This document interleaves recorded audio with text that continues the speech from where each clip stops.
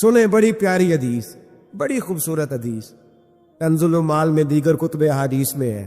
حضرت ابو ہریرہ رضی اللہ تعالیٰ عنہ فرماتے ایک بابا جی نبی پاک کی بارگاہ میں آئے، اور جب وہ واپس جانے لگے تو میں نے عمر پوچھی تو عمر تھی 96 سال۔ کہتے ہیں بزرگ جب آئے نا تو یہ بھویں جو ہے نا ان کی سفید ہو کے تو یوں آنکھوں پہ آ گئی، بڑی چھڑی بابا جی نے پکڑی ہوئی اور دونوں ہاتھ پکڑ کے نا چھڑی کے اوپر جھکے ہوئے ہیں، ایک جانی قربان جاؤں۔ کہتے ہیں جب وہ بزرگ مسجد میں داخل ہوئے تو میرے رسول نے کھڑے ہو کے استقبال فرمایا، کھڑے ہو، اور نبی کریم صلی اللہ علیہ وسلم نے آگے بڑھ کے بابا جی کو بازو سے پکڑا اور بٹھایا۔ حضور بیٹھ پہ، کہا بزرگوں کیسے آئے ہو؟ تو کہتے ہیں وہ بابا جی بات کرتے تو آنکھ کھول کے پہلے حضور کا چہرہ دیکھتے، پھر وہ بات کرتے تو ان کے لب و لہجے کے اندر بڑی پریشانی، بڑی تکلیف، بڑی مایوسی۔ عرض کرنے لگے یا رسول اللہ، حضور زندگی ساری گناہوں میں بیت گئی ہے، حضور غلطیاں ہی غلطیاں، یاد ماضی عذاب ہے، یا رب چھین لے مجھ سے حافظہ میرا۔ اے اللہ کے رسول بڑی لمبی فہرست ہے، پاپ ہی پاپ ہے، کالے سیاہ دفتر ہے۔ یا رسول اللہ صلی اللہ علیہ وسلم جب پلک کے دیکھتا ہو حضور مجھے نیکی دکھائی نہیں دیتی۔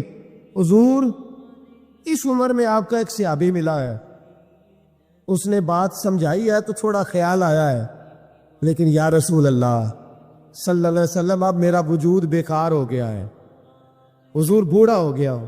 3 باتیں کہیں بزرگوں نے اور نرالی کہی۔ کہنے لگے یا رسول اللہ صلی اللہ علیہ وسلم، حضور اب تو میری کمر بھی سیدھی نہیں ہوتی کہ میں نماز ہی صحیح ادا کر سکوں، بوڑھا ہو گیا۔ یا رسول اللہ صلی اللہ علیہ وسلم اب میرے اندر طاقت نہیں کہ میں محنت مزدوری کر کے صدقے اور خیرات دے سکوں۔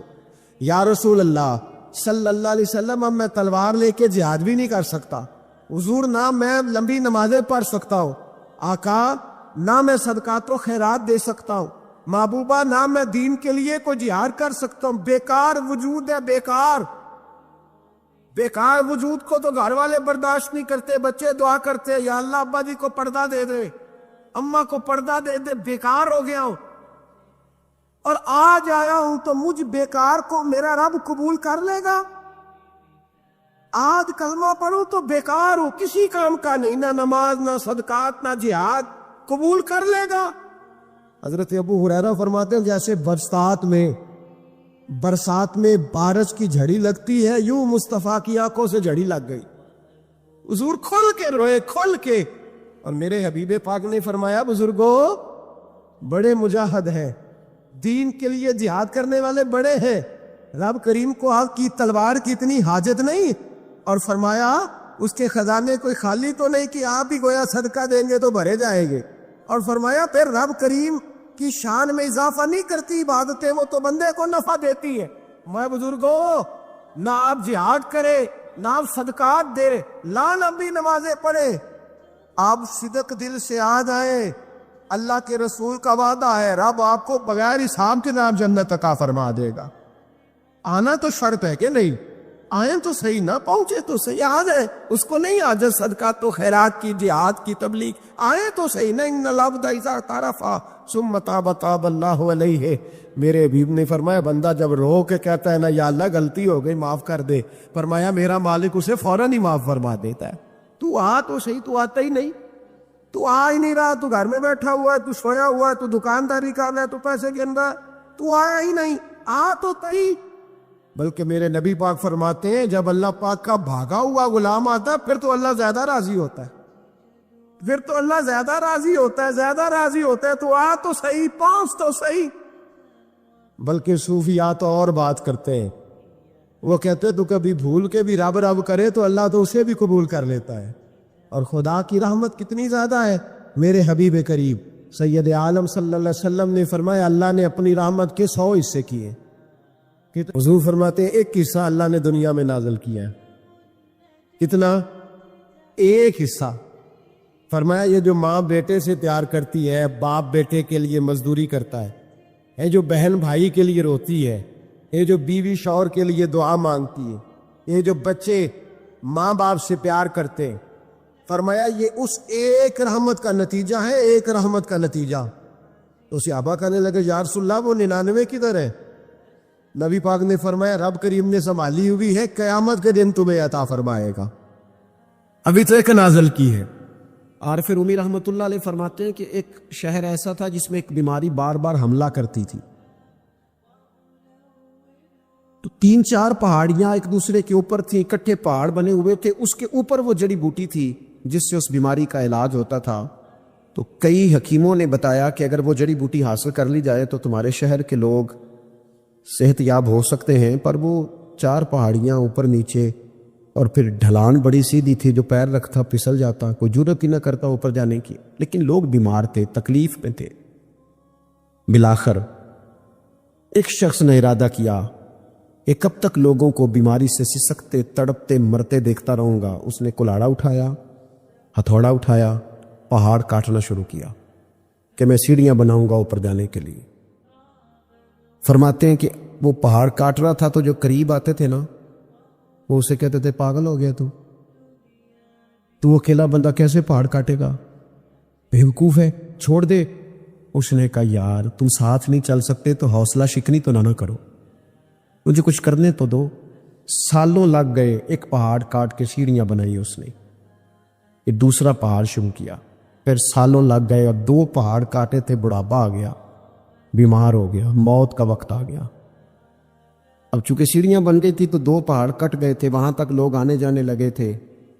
این اس وقت جب وہ دنیا سے جا رہا تھا پھر بھی کچھ لوگ حوصلہ شکنی کر رہے تھے، اسے کہہ رہے تھے خدا کے بندے کیا نتیجہ نکلا۔ کچھ لوگوں کی ڈیوٹی ہوتی ہے اپوزیشن کا کردار ادا کرنا، اور ہر موقع پر حوصلہ شکنی کرتے۔ اب اس پر آخری وقت آ گیا ہے، باوجود اس کے کچھ لوگوں نے جا کے کہا کیا نتیجہ نکلا جی، تیرے اوپر موت کا وقت آ گیا ہے، تو اوپر تک تو جا نہیں سکا، فائدہ کیا ہوا؟ وہ کہنے لگا بیوقوفو تمہیں پتہ ہی نہیں میں کامیاب ہو کے جا رہا ہوں۔ انہوں نے کہا کس طرح؟ کہنے لگا میں نے آدھا سفر آسان کر دیا ہے، اب جو میرے بعد آئے گا نا اسے 0 سے نہیں شروع کرنا پڑے گا، میں نے آدھا سفر اس کے لیے آسان کر دیا۔ وہ تیسرے پہاڑ سے شروع کرے گا، 2 کاٹے گا تو جڑی بوٹی تک پہنچ جائے گا، لوگوں کو شفا ہونے لگے گی اللہ کے فضل سے۔ ہم پتہ کیا کرتے ہیں، بالخصوص میرے وطن کا رواج یہ ہے کہ لوگ آدھا سفر بھی آسان کرنے کو تیار نہیں، وہ کہتے نہیں سارا ہی فلانا کرے گا۔ جتنے انبیاء دنیا میں آئے نا میرے دوستو، وہ سارے کامیاب گئے، لیکن کسی کے ساتھ 4 امتی، کسی کے ساتھ 10، کسی کے ساتھ 100، کسی کے ساتھ 200، لیکن نبی کامیاب گئے۔ کیوں؟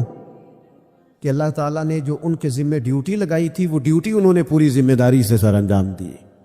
اس ڈیوٹی میں انہوں نے کبھی کوئی کمی دکھائی تو اپنی زندگی میں جد و جہد کریں، کام کریں، بیٹھ کر صرف بات نہ کریں، تنقید نہ کریں، بیٹھ کر صرف منصوبہ بندی نہ کریں۔ اور میرے ملک میں بالخصوص یہ کام ہوتا ہے، تبصرے کرو، چینل کھولو، تنقید کرو، اندر کی خبر لے کے آؤ، کوئی کہانی سناؤ، کوئی نئی سٹوری بناؤ، لیکن کام نہ کرو۔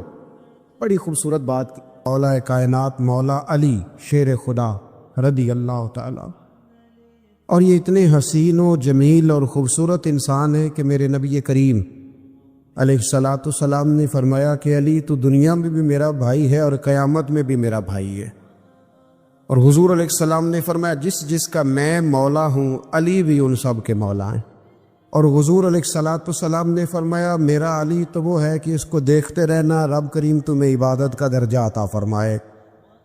فوراً سوال اٹھتا تھا ذہنوں میں کہ جو نہ دیکھ سکیں گے تو وہ کیا کریں گے؟ تو محبوب نے فرمایا ذکر ولی عبادہ، وہ علی کا ذکر کریں گے تو اللہ انہیں عبادت کا درجہ عطا فرمائے گا۔ اور حضرت علی شیر خدا کرم اللہ تعالی وجہہ الکریم جو ہیں وہ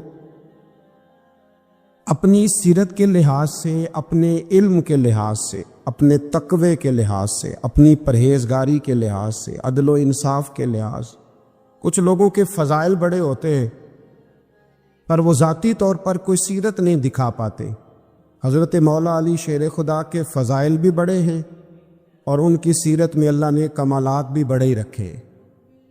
جس طرح نبی کریم علیہ السلام نے جناب ابو طالب کے گھر میں پرورش پائی، مولا علی کے گھر میں حضور رہے، تو مولا علی نبی کریم کے گھر میں رہے، وہاں پرورش پائی حضرت علی شیر خدا نے، اور ساری کی ساری ان کی تربیت رسول کریم کی مقدس آنکھوں کے سامنے ہوئی، اور حضور ان سے بڑا ہی پیار کرتے تھے۔ یہ نبی کریم کے بڑے محبوب ہیں، اور اتنے فضائل کتب احادیث میں، اس میں کوئی شک نہیں کہ فضیلت کے لحاظ سے پہلا درجہ حضرت ابو بکر صدیق کا ہی ہے، دوسرا حضرت عمر فاروق کا ہی ہے، تیسرا حضرت عثمان غنی کا ہی ہے۔ لیکن اس میں بھی کوئی شک نہیں کہ کتب احادیث میں کسی کی فضیلت کی اتنی حدیثیں ہیں ہی نہیں جتنی مولا علی شیر خدا کی فضیلت کی حدیثیں، اتنی کہیں نہیں۔ اور تمام صحابہ کے یہ مشیر تھے، تمام لوگ ان سے محبت کرتے تھے، بلکہ حضرت عمر فاروق تو فرمایا کرتے تھے اگر علی ہمارے درمیان نہ ہو تو ہم تو ہلاک ہی ہو جائیں۔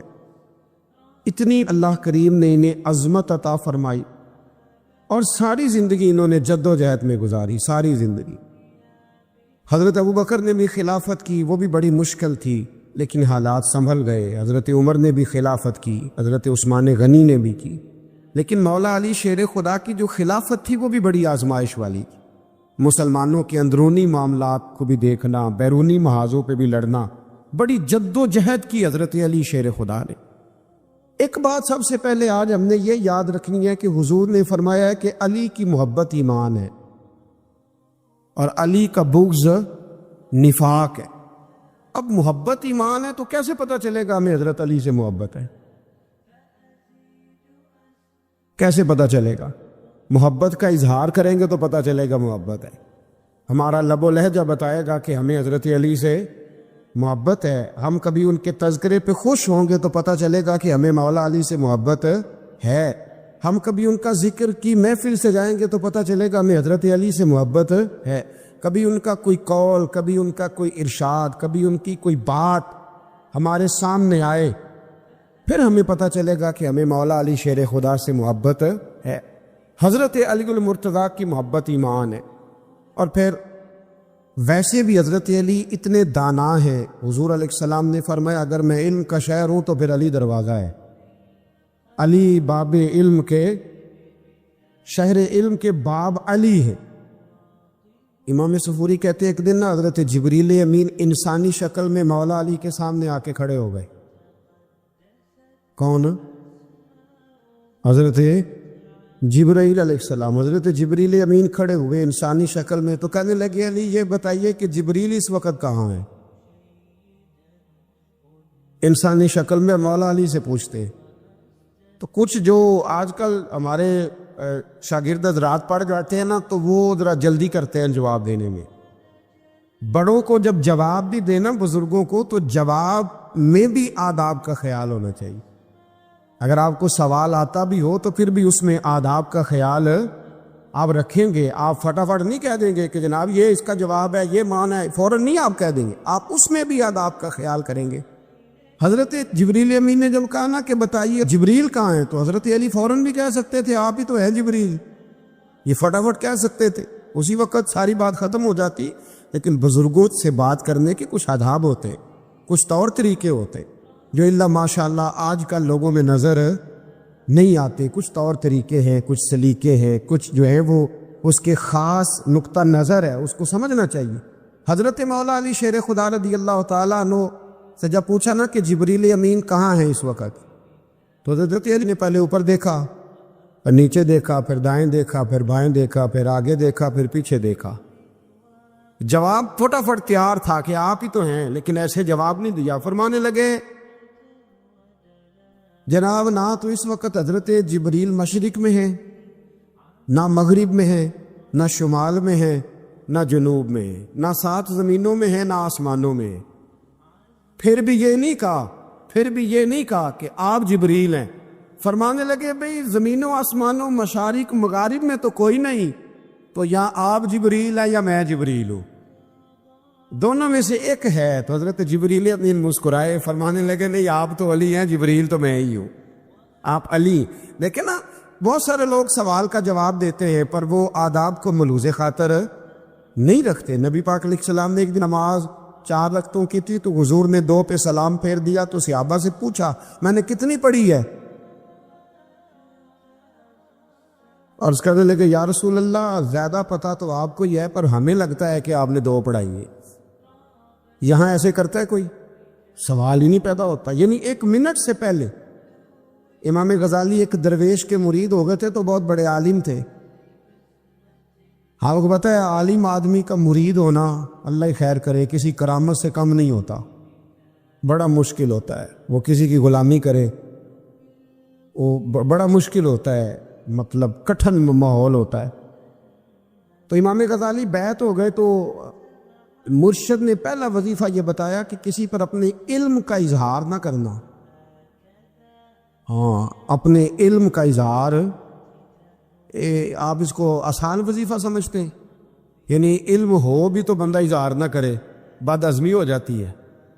تو بد عزمی ہو جاتی ہے، نیند نہیں آتی. 2-4 لفظ جو بندہ پڑھ کے آتا ہے نا، اس کو تو نیند نہیں آتی کہ میں پڑھا لکھا ہوں تو میں بتاؤں نا. تو حضرت علی شیر خدا کرم اللہ تعالیٰ وجہ الکریم کے وہ آداب سے مجھے یہ بات یاد آئی کہ امام غزالی کے شیخ نے کہا علم کا اظہار نہ کرنا یہ پہلا وظیفہ ہے. شیخ شہاب الدین سہروردی کہتے ہیں مجھے میرے ماموں حضور غوث پاک کے پاس لے گئے تھے تو جاتے ہوئے میرے رستے میں خیال آ رہا تھا میں الحمدللہ خود پڑھا لکھا ہوں، کہ جب انہوں نے جا کے پیش کیا نا غوث پاک کی بارگاہ میں کچھ دے تو حضور غوث اعظم فرمانے لگے بھرے ہوئے پیالے میں کیا ڈالوں، پہلے ہی فول ہے کوئی گنجائش ہی نہیں. تو فرماتے ہیں پھر میں اگلی دفعہ گیا تو غرور علم کو توڑ کے گیا، تو پھر میں غوث اعظم کی بارگاہ میں بیٹھا تو اللہ تبارک و تعالیٰ نے پھر مجھے جھولی بھر کے خیرات عطا فرمائی. یاد رکھ. تو کہتے ہیں انہوں نے کہا کہ اظہار نہیں کرنا علم کا. تو بس ایک دن بیٹھے بیٹھے نا ایک بندہ مسئلہ پوچھنے آیا، انہوں نے بزرگوں سے مسئلہ پوچھا، میرے مرشد سے. امام غزالی کہتے ہیں میرے پیر سے مسئلہ پوچھا تو وہ کہنے لگے بھئی مجھے نہیں اس سوال کا جواب آتا. حضرت صاحب نے کہہ دیا مجھے نہیں آتا. کہتے میں قریب تھا، میں نے اس بندے کو بلایا، میں نے کہا مجھے آتا ہے جواب، میں بتاؤں؟ تو کہتے شیخ فرمانے لگے غزالی تیرا کیا خیال ہے مجھے نہیں تھا جواب آتا، یہ تو تجھے آزمانے کے لیے کہا، تیری ابھی میں نہیں نہ گئی تو کوئی نہیں میاں پھر ابھی تو رستے میں ہی رہے گا.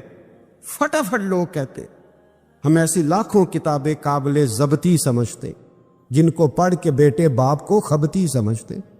ایک بات یہ کہ ان سے محبت کرنی ہے، دوسری بات یہ کہ ان کی سیرت. پہلی بات زندگی میں ادب بڑا کیا مولا علی شیر خدا، بڑا ادب کیا. حضرت علی کہتے ہیں میں نے نبی پاک سے ایک سوال پوچھنا تھا تو میں نے 14 دن انتظار کیا. یعنی سوال جو ذہن میں آ جائے تو نمبر پاس ہوتا ہے تو 14 منٹ انتظار ہوتا ہے، میں نے تو گھنٹے کا ہی نہیں. یعنی 14 منٹ بھی بندے انتظار، سوال ہی پیدا نہیں ہوتا. اور اگر پیر صاحب فون نہ ریسیو کرے تو وہ متکبر ہے، اگر وہ فون نہ اٹھائیں تو پھر یہ ہے کہ اب دین کی بات کس سے پوچھے جی ہم، پھر ہمارے پاس فلسفہ ہے. کہتے میں نے 14 دن انتظار کیا. کیا؟ مولا علی فرماتے میرے دل میں خیال تھا کہ کوئی اور آ جائے اور جو میں بات پوچھنا چاہتا ہوں وہ نبی پاک سے پوچھ لے، وہ حضور سے پوچھ لے تو میرا بھی چلو معاملہ بن جائے گا. اب ان سے زیادہ کو بے تکلف تو نہیں تھا نا نبی پاک کی بارگاہ میں، جھٹ پوچھ سکتے تھے. 14 دن کہتے 14 دن کے بعد بندہ آیا وہی سوال پوچھا جو میں نے پوچھنا تھا. تو کہتے حضور جواب اسے دے رہے تھے اور دیکھ میری طرف رہے تھے، جواب اسے دے رہے تھے اور توجہ حضور کی میری جانب. ایک ان کی زندگی میں ادب بڑا ہے. دوسری بات یہ کہ گہرا علم ہے مولا علی کا. ہمارے ہاں لوگوں کے پاس علم ہوتا ہے اللہ ماشاء اللہ بڑے بڑے اچھے علماء ہیں، لیکن بعض جگہ پہ علم بڑا سطحی سا ہے، سطحی سا. یعنی ساری زندگی جس بندے نے علم پڑھا ہے وہ گہرائی تک نہیں اترا، یعنی اس پر عمل نہیں کر سکا. تو اگر میرا علم مجھے نفع نہیں دے رہا تو میرا علم کسی کو کیا نفع دے گا. حضرت علی کا علم گہرا تھا، سیانہ علم تھا، گہرائی والی بات کرتے تھے، بڑی سوچ سمجھ کے فیصلہ کرتے تھے اور بڑے زیرک تھے، دانا آدمی تھے حضرت مولا علی شیر خدا رضی. اور آپ کا فہم و فراست نرالا تھا. ایک شخص نے کہا جی میں نے ترس کھا کے ایک عورت سے شادی کیا، وہ بوڑھی تھی، ترس کھا کے نکاح کیا. میں جوان وہ بوڑھی ہے، پر میں قریب جاتا ہوں تو مجھے پتہ نہیں کیا ہوتا ہے. وہ بڑی جگہ پہ گیا ہوں پر میرا مسئلہ نہیں حل ہوتا، حالانکہ وہ لاوارث تھی اور شادی نہیں اس کی ہو سکی. تو حضرت علی شیر خدا فرمانے لگے بی بی کو میرے پاس لا، عورت کو لا. وہ لائے تو آپ فرمانے تیرا نکاح نہیں ہوا؟ کہنے لگی نہیں. فرمایا سوچ لے، چپ کر کے. فرمایا کوئی گناہ کیا ہو؟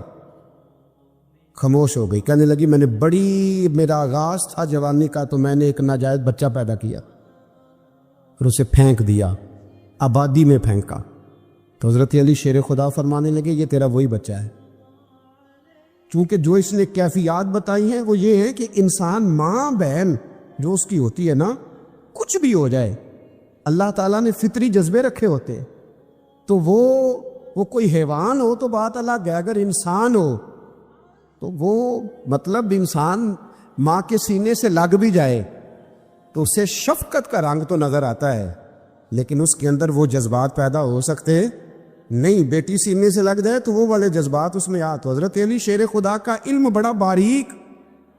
تو آپ فرمانے لگے میاں وہ جو تیرا اس کے اوپر ترس آیا نا، اس کی بھی وجہ یہ ہے کہ تیرا اس سے کوئی ازل سے رشتہ ہے، لہذا تمہارا نکاحی منق اتنا گہرا، سیاںا اور پیچیدہ، یعنی باتوں کی گہرائی تک. آج ہمارے بہت سارے میری طرح کے لوگ تقریر کرتے ہیں تو وہ عوامی نفسیات کے مطابق بات نہیں کر پاتے، کیونکہ ہم جو تقریر رٹ کے آئے ہیں وہ تو ہم نے تو علم ظاہر کرنا ہے، اور نعرہ لگوانا بڑا شوق ہے. جب تک وہ مطلب لوگوں میں شوق نہ پیدا ہو پھر بعد میں گفتگو ہوتی. آج میں جلسہ لوٹ لیا ہے تو میں کہا کرتا ہوں کہ جلسہ لوٹا نہیں جاتا، جلسے میں تو کچھ لٹایا جاتا ہے، علم دیا جاتا ہے، فہم دیا جاتا ہے، شوق دیا جاتا ہے. تو یہ کیا مطلب بات ہو؟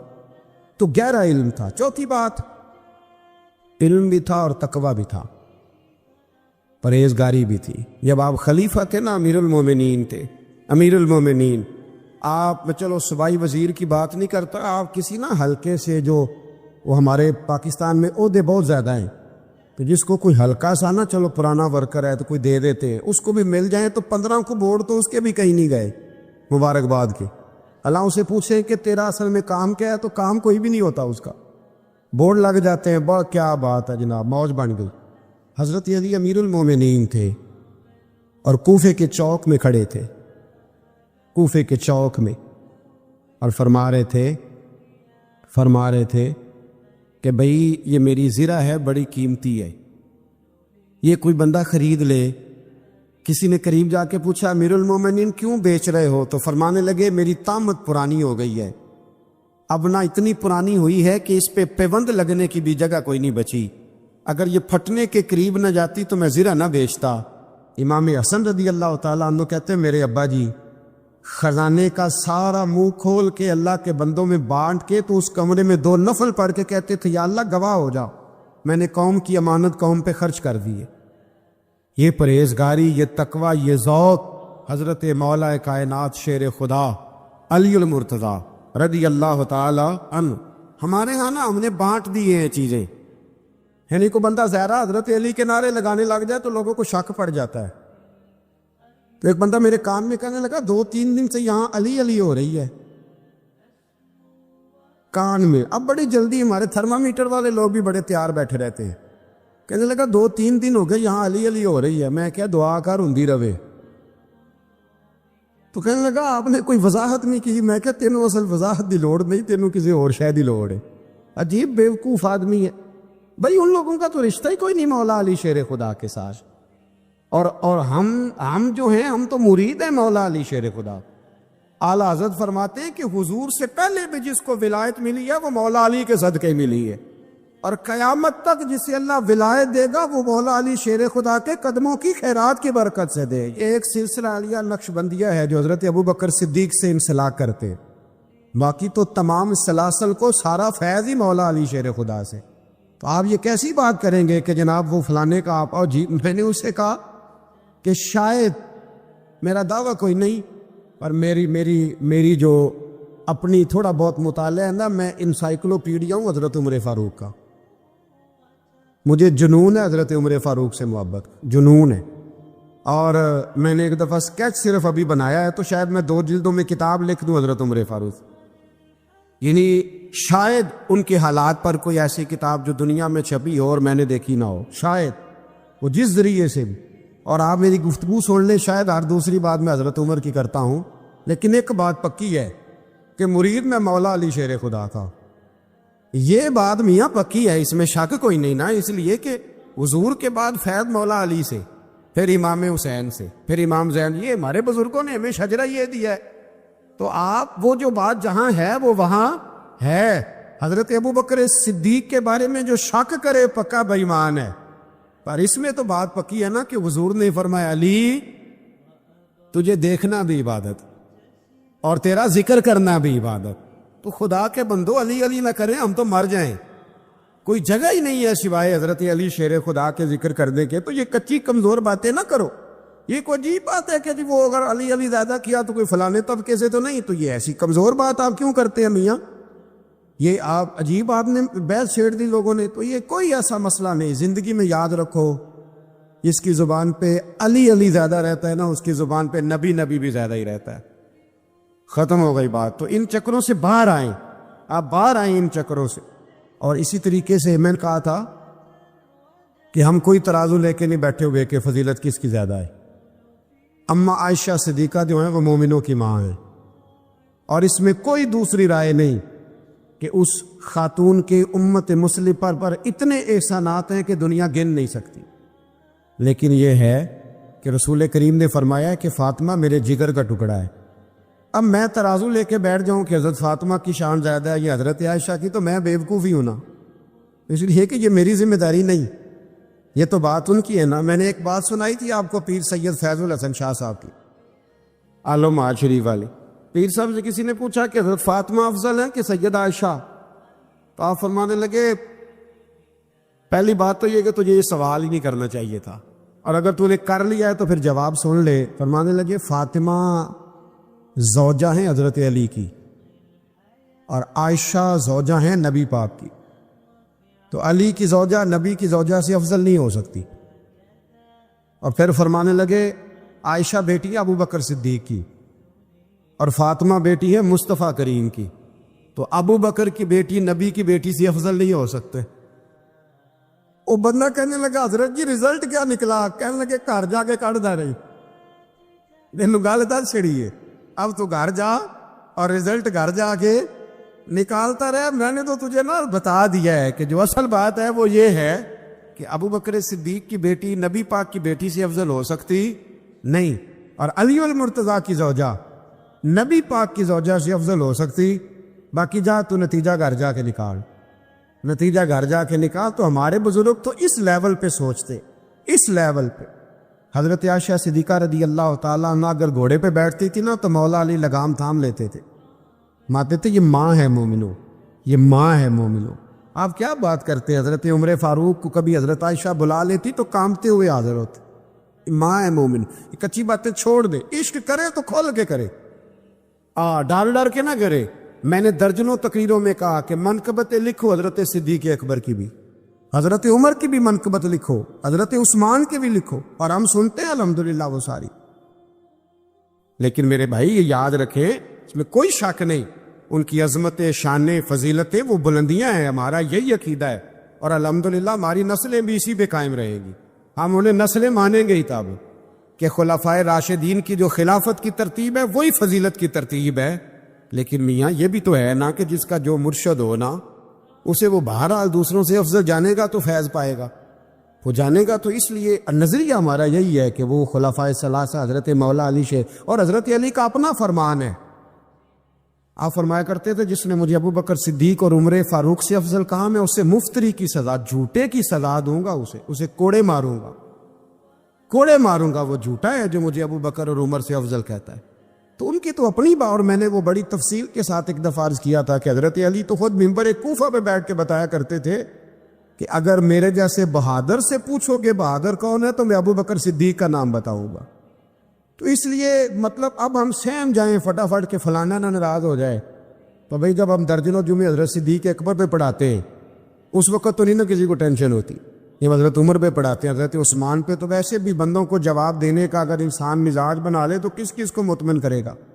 یہ تو 4 ادھر نکل جاتے ہیں تو 15 ادھر نکل جاتے ہیں. آپ ذہن اللہ رسول کو جواب دینے کا بنائیں. نبی کریم علیہ السلام نے فرمایا اللہم انی اعوذ بک من العلم لا ینفع, اے اللہ میں اس علم سے تیری پناہ مانگتا ہوں جو علم تو ہو پر اس سے نفع نہ اٹھایا جا سکے, جو علم تو ہو پر اس پر عمل نہ ہو. داتا صاحب رحمۃ اللہ علیہ فرماتے ہیں علم ہمیشہ اس لیے سیکھنا کہ اللہ تبارک و تعالیٰ تمہیں اس کا نفع عطا کرے, اور پھر آگے بڑھتے ہیں. تو آپ فرماتے ہیں جب علم سیکھ لو تو پھر نہ اللہ رسول سے عشق کرنا, فرماتے ہیں پھر نمازیں پڑھنا آسان ہو جائے گا، روزے رکھنا آسان ہو جائے گا، قرآن مجید پڑھنا آسان، محبت کرنا۔ اور آپ نے مثال دی، جہاں بھی کوئی بات سمجھاتے ہیں ایک مثال دیتے ہیں، مثال دی۔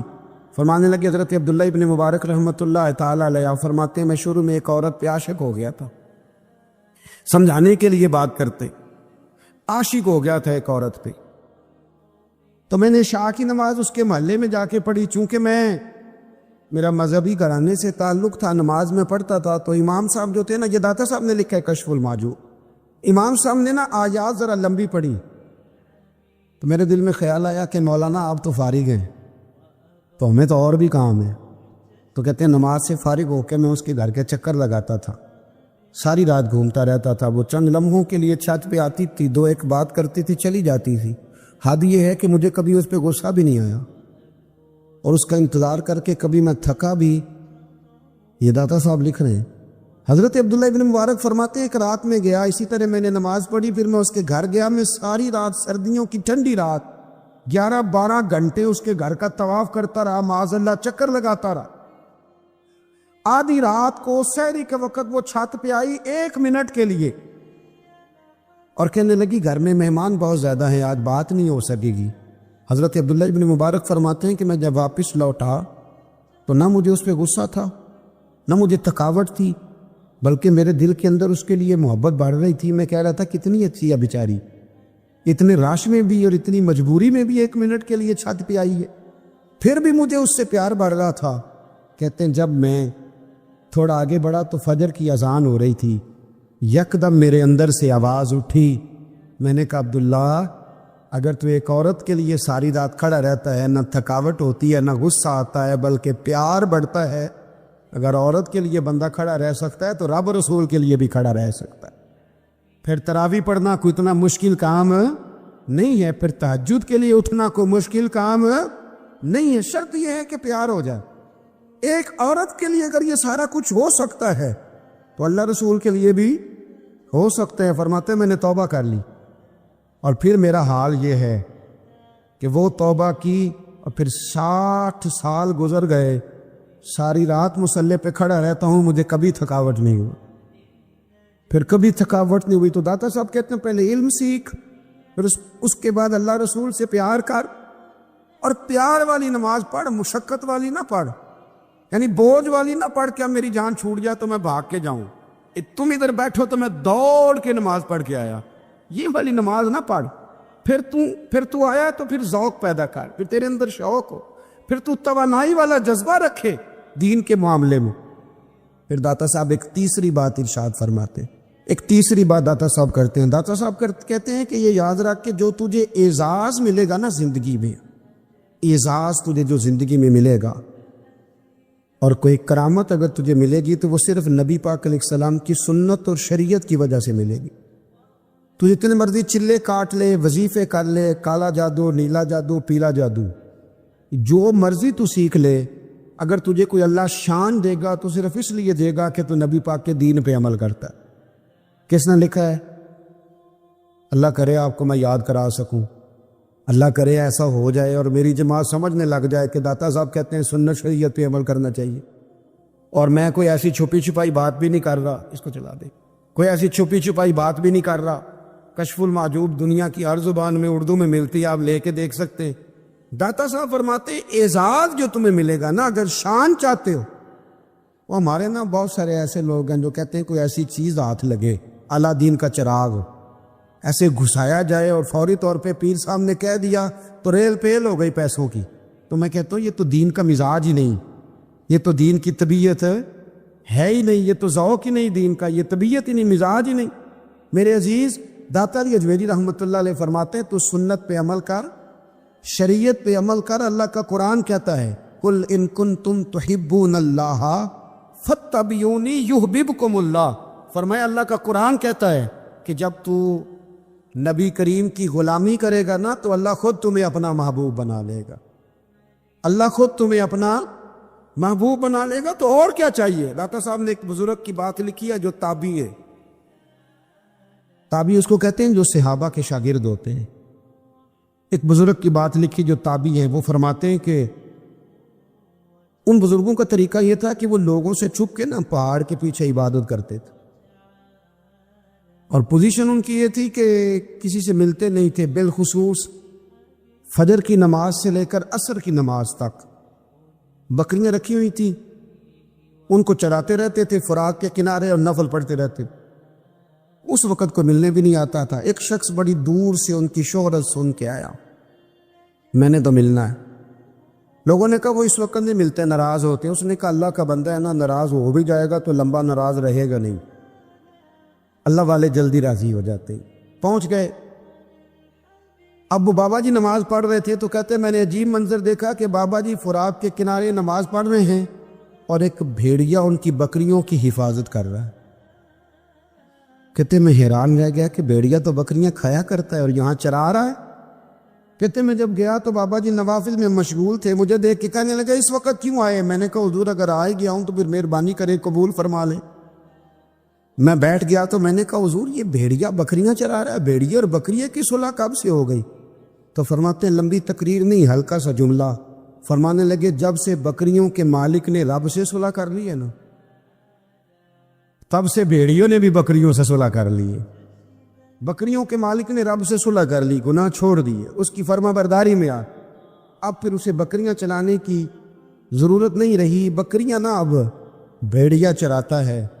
کہتے ہیں میرے اوپر کپ کپی طاری ہو گئی بزرگوں کی بات سن کے، اور مجھے پیاس لگی اور خواہش آئی کہ پتہ نہیں اب بابا جی کچھ کھلائیں پلائیں گے بھی کہ نہیں، بابا جی کچھ کھلائیں گے بھی کہ نہیں۔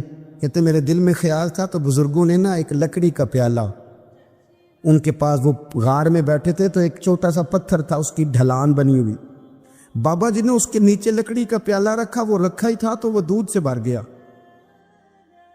کہتے انہوں نے مجھے دیا تو ٹھنڈا اور میٹھا دودھ، میری طبیعت خوش ہو گئی۔ بابا جی نے نا دوبارہ وہی پیالہ اسی جگہ رکھا تو شہد سے بھر گیا۔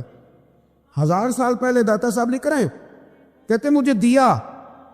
میں نے فوراً کہا، میں نے کہا حضور یہ دودھ تو گائیں بھینس دیتی ہے، پہاڑوں سے تو نہیں نکلا کرتا، اور شہد تو شہد کی مکھیاں دیتی ہیں، پتھروں سے تو نہیں نکلتا، یہ آپ کہاں سے نکال رہے ہیں؟ تو کہتے ہیں وہ قرآن مجید پڑھنے لگے۔ وَإِذِ اسْتَسْقَىٰ مُوسَىٰ لِقَوْمِهِ، جب موسیٰ کی قوم نے ان سے پانی مانگا، فرمانے لگے موسیٰ کی نافرمان قوم پانی مانگے، حضرت موسیٰ پتھر پہ ڈنڈا مارے تو اللہ وہاں سے 12 چشمے جاری کر دے۔ جو رب حضرت موسیٰ کی نافرمان قوم کے لیے پتھر اور پہاڑوں سے چشمے نکال دیتا ہے نا، وہ محمد عربی کے غلاموں کے لیے پتھر اور پہاڑوں سے دودھ اور شہد بھی نکال لیا کرتا ہے۔ وہ بزرگ کہنے لگے بس بات یہ ہے کہ آج بھی ہو اگر ابراہیم کا ایمان پیدا تو آگ کر سکتی ہے انداز کلیستاں پیدا۔ کہنے لگا حضور پھر میرے لیے بھی دعا کریں۔ آپ فرمانے لگے پھر دعا نہ کرا تو مدینے والے کی غلامی شروع کر، تو نبی کریم کی غلامی شروع کر، تو رسول پاک کی غلامی شروع کر۔ ایک بات علم، پھر فرمایا اللہ رسول سے محبت، پھر فرمایا حضور کی غلامی۔ اس سے سارے مکاشفات کھلیں گے، اس سے سارے مشاہدات کھلیں گے، اسی سے کرامتیں ملیں گی، اسی سے مقبولیت ہوگی، اسی سے اللہ نبی کی بارگاہ میں درجہ ملے گا۔ پھر داتا صاحب آگے بڑھتے فرماتے فقر بھوکے رہنے کا نام نہیں، پورا باپ بند ہے داتا صاحب۔ فرماتے فقیری بھوکے رہنے کا، اور کیا بات ہے، کئی دفعہ میں نے کشف المحجوب پڑھی، کئی دفعہ پڑھی، اللہ جانتا ہے، لیکن جب پڑھتے ہیں نا کوئی نہ کوئی نئی بات ہی ملتی۔ رات پڑھی تو ایک نئی بات سامنے آئی۔ داتا صاحب نے نا حضرت ابوبکر صدیق کا ایک قول لکھا ہے۔ حضرت ابوبکر صدیق اللہ کی بارگاہ میں دعا کرتے، کہتے یا اللہ مجھے پیسے زیادہ دے۔ اللہ اکبر، انداز لے کے داتا صاحب نے لکھا یا اللہ مجھے پیسے، اللہ مجھے مال زیادہ دے، پر مالک مجھے مال کی محبت نہ دینا۔ عجیب دعا ہے بھئی یہ بھی، اللہ پیسے دے پر پیسوں کی محبت